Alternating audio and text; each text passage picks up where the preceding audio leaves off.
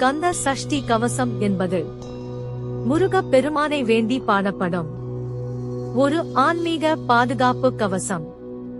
இது வெறும் பாடல் அல்ல, மனம், உடல், சிந்தனை, உயிர் அனைத்தையும் தெய்வ அருளால் காக்கும் சக்தி மந்திரம்.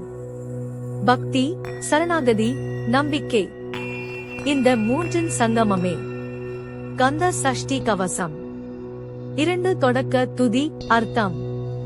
கவசம் முதலில் முருகனை போற்றி தொடங்குகிறது. அவரை வேலுடையவன், சண்முகன், சரவணபவன், சூரனை வென்ற வீரன் என்று துதிக்கிறது. இதன் அர்த்தம் என்ன?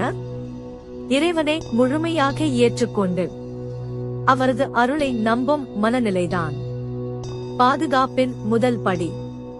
துதிப்போர்க்கு வல்வினை போம். பக்தியுடன் நினைத்தாலே கர்ம சுமைகள் குறையும். 3 உடல் கவச பகுதி. ஆன்மீக அர்த்தம். கவசத்தின் மையம் தலை முதல் பாதம் வரை ஒவ்வொரு உறுப்புக்கும் பாதுகாப்பு வேண்டுதல்.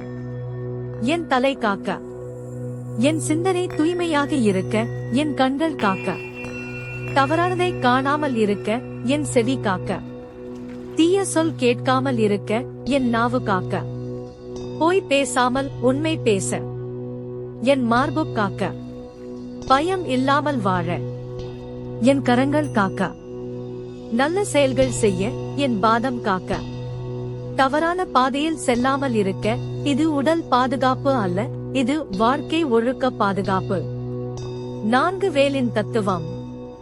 கவசத்தில் மீண்டும் மீண்டும் வரும் சொல் வேல்.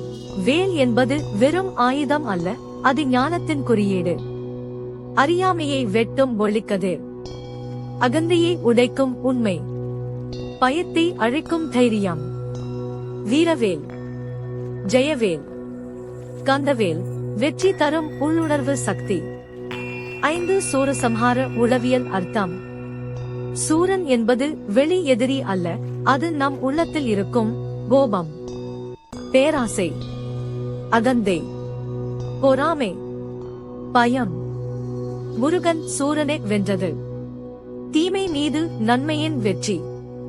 அதேபோல் நம் உள்ள குறைகளை ஞான வேல் வெல்ல வேண்டும் என்பதே கவசத்தின் உண்மை நோக்கம். 6 இறுதி சரணாகதி. கவசம் இறுதியில் முழுமையான ஒப்படைப்புடன் முடிகிறது. சரணம் சரணம் கந்தா.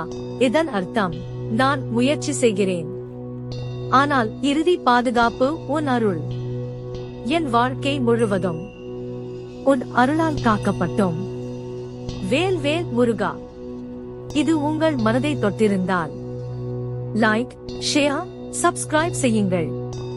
முருகன் அருள் எப்போதும் உங்களுடன் இருக்கட்டும்.